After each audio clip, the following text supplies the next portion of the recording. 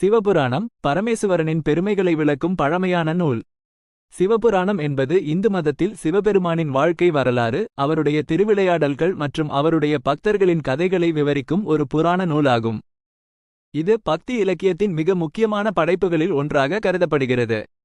சிவபுராணத்தின் முக்கிய அம்சங்கள்: சிவபெருமானின் பல்வேறு திருக்கோலங்கள். சிவபெருமான் பல்வேறு திருக்கோலங்களில் எழுந்தருளியிருப்பதை விவரிக்கிறது.